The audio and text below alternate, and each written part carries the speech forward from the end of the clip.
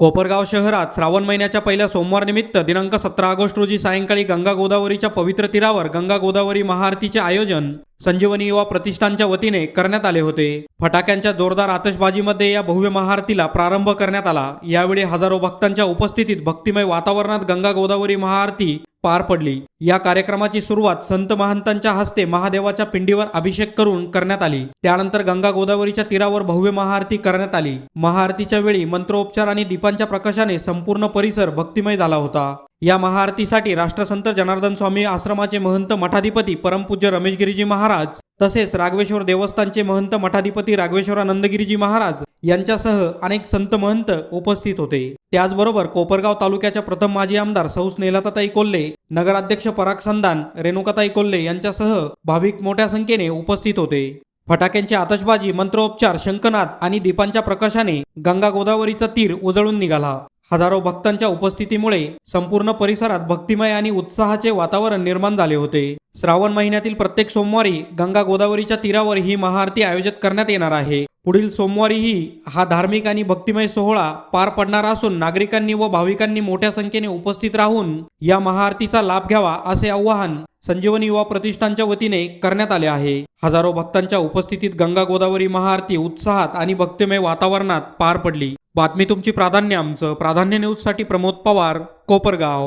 अपने अपने माता पिता गुरुदेव की आज के आनंद की राष्ट्रसंत जनार्दन स्वामी महाराज की गंगा गोदावरी माता की नमः पार्वती पते हर हर। हस्ते जलमागाय एकानि गंधपुष्प धूप दीप तांबूल दक्षिणा श्री भवानी शंकर देवता गंगा गोदावरी माता की प्रियता। आदरणीय आमदार विवेक भैया कोल्हे यांच्या या संकल्पनेतून आदरणीय स्नेहलताताई बिपिनदादा कोल्हे, त्याचबरोबर आदरणीय रेणुकाताई कोल्हे, परागजी संधान साहेब आपले नगराध्यक्ष आणि संपूर्ण संजीवन समूह आणि कोपरगाव निवासी असणारा आपणा माता गोदावरी अर्थात या पुण्य सलिलेच्या काठावरती निवासाच असणारा आपला भाग्यवंत समस्त कोपरगाव परिवार आज परम सौभाग्याचा दिवस आहे निश्चितच।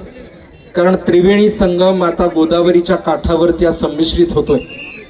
खऱ्या अर्थानं जिला शास्त्रानं पुण्य सलिला म्हणून अधिकार दिला, ऋषीमुनींनी संत महात्म्यांनी अनादिकालापासून जिची महिमा गायली, त्या आज माता गोदावरीच्या काठावरती केवळ गंगेचं पूजन नाही तर अभ्यंतरी उपस्थितांना आज अभ्यंतरी खऱ्या अर्थानं स्नानाधिक कर्मातून प्राप्त होणारा आशीर्वाद या ठिकाणी निश्चित रूपानं प्राप्त होतोय, मिळतोय।